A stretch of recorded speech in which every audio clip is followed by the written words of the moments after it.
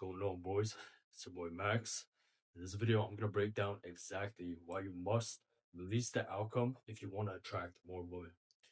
What do I mean by actually releasing the outcome? Well, you place too much importance on whether or not the interaction is gonna go well. You're about to approach a girl, you're about to DM her. Maybe you have a crush on the girl, maybe you like some girl in your gym, maybe you like some girl, from your neighborhood, and you keep overthinking whether or not to actually approach her. And every interaction that you have with her, you're thinking too much about what you're gonna say. Well, I used to do exactly that. I used to like girls, and I would literally plot for like a week or two about what I'm gonna tell this girl, how I'm gonna get her to like me, how I'm gonna express my feelings, all right, and let her know that I'm attracted to her. But every time I would end up doing the approach, I already placed so much importance on what she's gonna say that it never went well for me. In fact, every single time that I've actually dated a woman and it went the right way, every single time that I attracted the girl that I wanted, every single time, I've had success with the woman that I found attractive, it was all just coming from a place of being nonchalant, right?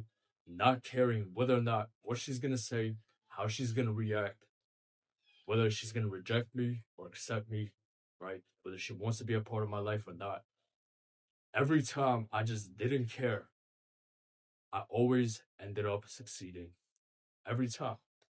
And, you know, growing up, my success with women was non-existent because I always just placed that importance.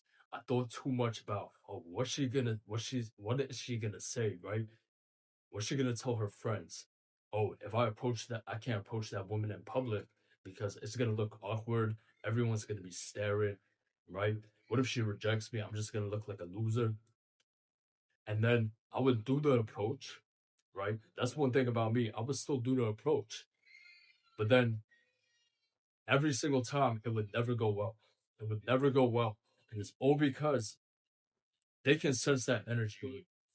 Whenever you put too much importance on something, this doesn't just go for women. This goes for anything you're trying to achieve in life, your physique, right? Business goals, career goals, anything. It's okay to want something, but when you put too much importance on something happening, it almost never does, right? And so, even when I was trying to get in the best shape of my life, right, there was a point in time where I was like, I need this physique. I need this physique so I can attract more women. I need this physique so people can finally start respecting me more. I need this physique so I can finally start fitting in those clothes and taking nicer pictures, right? But I never actually achieved the physique of my dreams until I just forgot about all of that, forgot about all the noise. And I just showed up in that gym day by day, stayed consistent with my routine, ate the right foods, and I didn't overthink it. Guys, overthinking will cause paralysis analysis, right? If you don't know what that is, it's when you overthink something so much that you end up just not taking action at all, or you take worse action than if you didn't think about it in the first place, right? So, what should you actually do if you want to attract more women? Well, the first thing you must do is self improve, but you must self improve from a point of doing it for yourself, doing it to be a better man. If you do it for women, once again, you're putting too much importance on it. And let's say you do get in the best shape of your life. You have a raging 8 pack, right? You got shoulder veins, you got bicep vein, you're looking great. Let's say you got your looks on point, got a fresh haircut, you can dress nice, right? All of these things that are attractive, right? If you did all of that and the sole purpose was to attract the woman that you want, you're still not going to attract her. 9 times out of 10, you still won't. Because it's all in your energy, bro. It's all in your energy. They can sense when you're doing something for their validation, right? When you're hitting the gym, trying to get fit for girls, and you keep looking around, you keep staring at older girls, right? You keep trying to work out next to the girls because that's what motivates you. It's okay to have some eye candy, don't get me wrong, but when you're staring, right, when you can't even fully focus on the intensity of your set because you're distracted by the woman at your gym, right? When you're at work and maybe you have a crush on your coworker, maybe you like her, and so now you're fucking up your job, right? You're not even doing your job properly. You're not interacting with the customers well because you're thinking about her. Oh, what's she gonna think? What's she gonna think if I say this the wrong way? If I act like this?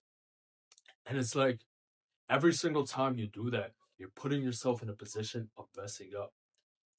If you guys ever went on a date with a girl who's like a 6 out of 10, right? To you, you go on this date and you're not too worried about impressing her, right?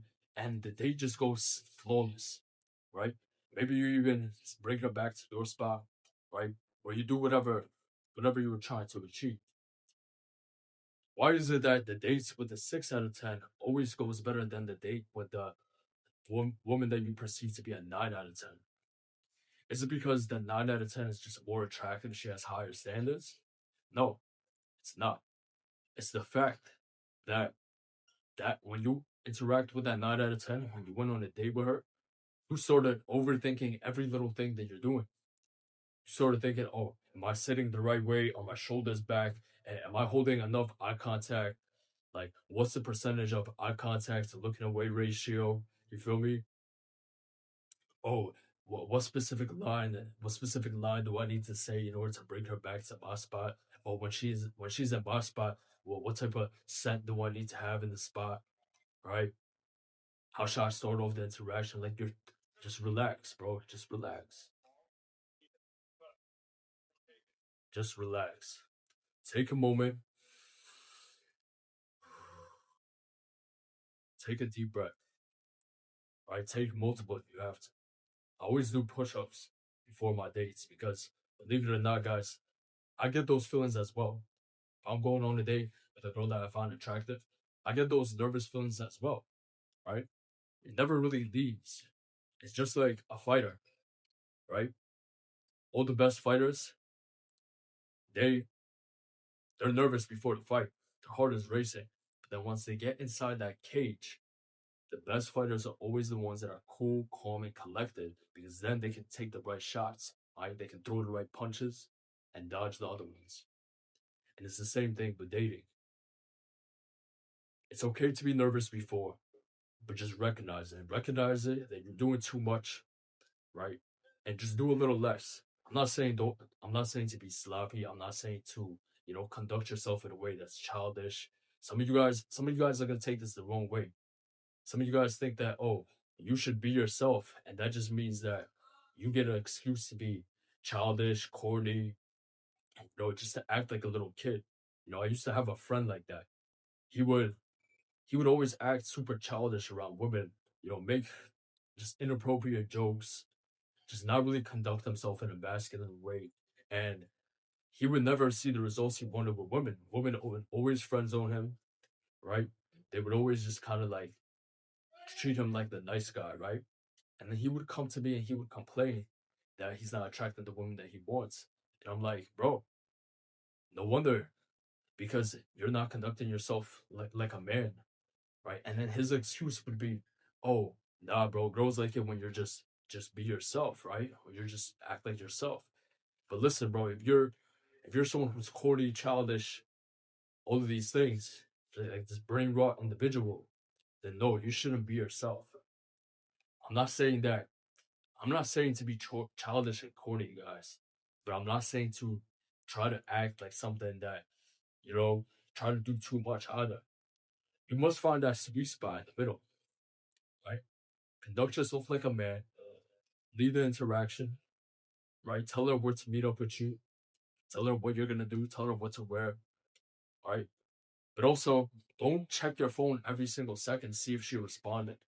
The day of the date, don't keep checking your phone to see if, oh, is the date still on? She's responded back. How many times did she text me? How long did she spend in between each text? As soon as you start doing that, you already lost because you're putting this girl on a pedestal.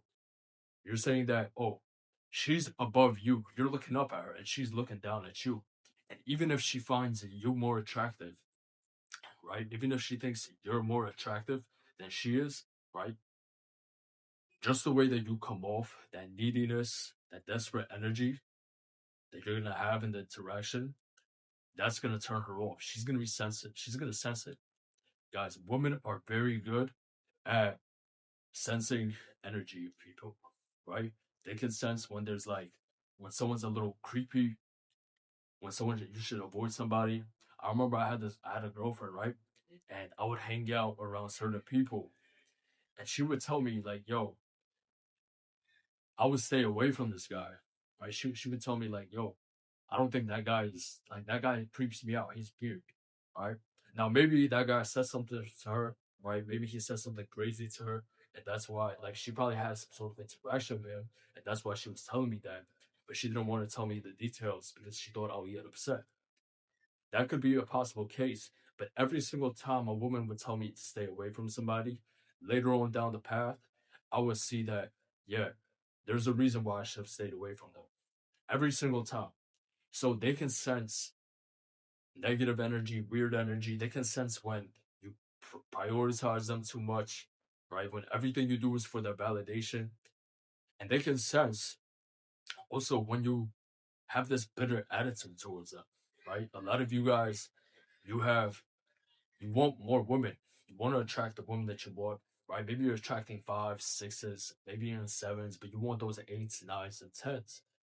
But yet, all of your interactions with eights, nines, and tens have been poor because you pedestalize them. And as a result, you develop this sort of bitter and negative attitude towards women. And it comes off in your interactions. And it comes off in those little micro those little micro signs, right? When she talks to you, let's say it's a girl you don't know, she says something to you, your first like reaction to her, whether or not you made a dirty look, whether or not you responded with attitude, right? The way that you looked at her, micro expressions. That's the word I was looking for. But these little micro expressions that you have when interacting with women, they tell her everything she needs to know about your success with women. Because if you come off as bitter, if you come off as negative, she's just gonna see you as some guy who's not successful with women of her caliber, right? And I almost slipped into this trap, guys. I was consuming so much red pill content at the same time. I wasn't putting in the work on myself, right? This was one of the lowest points in my life back in like 2020. And I was, beating my dick all day, playing video games, skipping the gym, smoking weed, vaping, doing all of these things, right? Not prioritizing my grooming, not taking haircuts, right? Wearing the same shoes every single day. And I was at such a low point physically and mentally. And then on top of that, I was consuming red pill content that was telling me that, oh, women are the problem, this and that. And it just came together, and I started to develop this bitter attitude towards women. I would speak to even my mom a different way, right? I remember I used to get like negative attitudes towards my own mother, which was crazy. Like it's crazy, guys. That's insane, right? I love my mom. I have a sister. I love my sister, right? And just because they're women doesn't mean I'm gonna treat them any less than I would treat another man. You understand? I just understand their nature. And thank God that I caught on to it quickly and I changed that. I rewired my mindset. I realized that no, women are not the issue. Their nature is their nature. Sure, they want a guy who's in great shape. Do they want a guy who's maybe tall? Sure.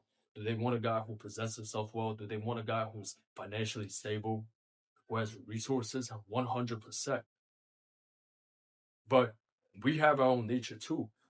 Most of us want girls who are curvy, who have the long hair, right? Who have a nice face. She cooks, she cleans, she's cooperative, she's feminine, right? She brings us peace. All of these things. So don't act like men don't have standards either, right? Physical and personality standards.